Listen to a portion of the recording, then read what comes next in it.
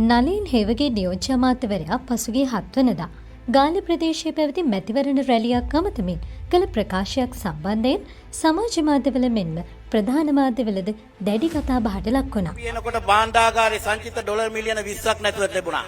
දැන් අම්මා පාල්ලා තියෙනවා ඩොලර් මිලියන 6190ක්.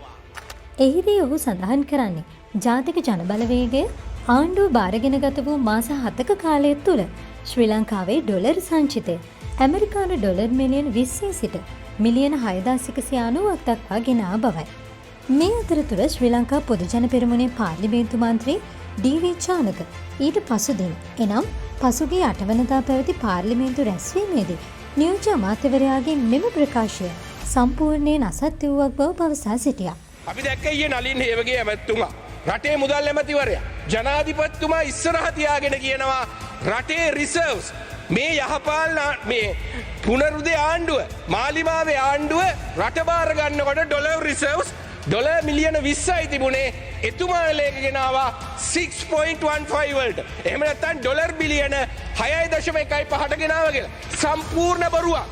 මෙම පරස්පරතාවය නිසා ෆැක්සීක මේ සම්බන්ධයෙන් කරුණු පරීක්ෂා කළා. එහිදී ශ්‍රී ලංකා මහ බැංකුව නිකුත් කළ වාර්ෂික ආර්ථික විගණන වාර්තාව විමර්ශනයට ලක් කළා.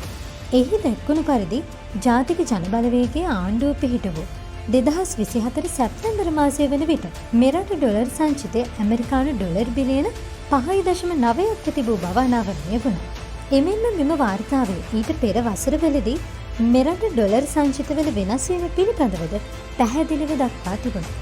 මේ පිළිබඳව එවක හිටපු ජනාධිපති රනිල් වික්‍රමසිංහ අදහස් පළ කළ වීඩියෝවක්ද ෆැක්සීක අපට සොයා ගැනීමට හැකි වුණා. ඇමරිකානු ඩොලර් මිලියන 20ක පැවති මේ රටේ විදේශ සංචිතය ඇමරිකන් ඩොලර් බිලියන 5.7 දක්වා ඉහළ දැමීමට මට හැකියාව ලැබුණා.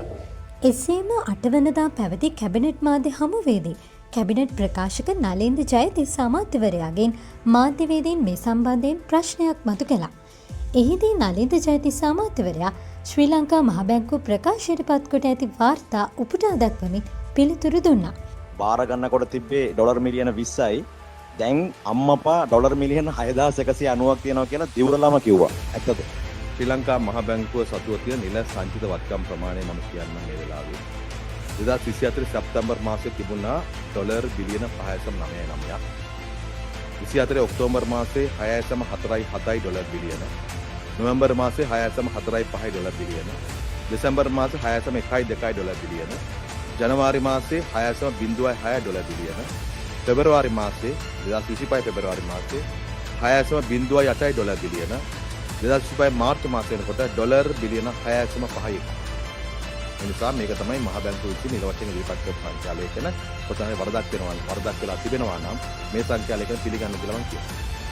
ඒ වත්මන් රජයේ බලයට පත්වන විට මෙරට ඩොලර් සංචිත ඇමරිකානු ඩොලර් බිලියන 5.8ක්ව පැවති අතර එය මේ වන විට ඇමරිකානු ඩොලර් බිලියන 6.51ක් දක්වා වැඩි වී ඇති බවයි. මේ අනුව නියෝජ්‍ය අමාත්‍ය නලින් හේවගේ සිදු කළ මෙම ප්‍රකාශය සාවද්‍ය බව ෆැක්සීක තහවුරු කර ගනු ලැබුවා.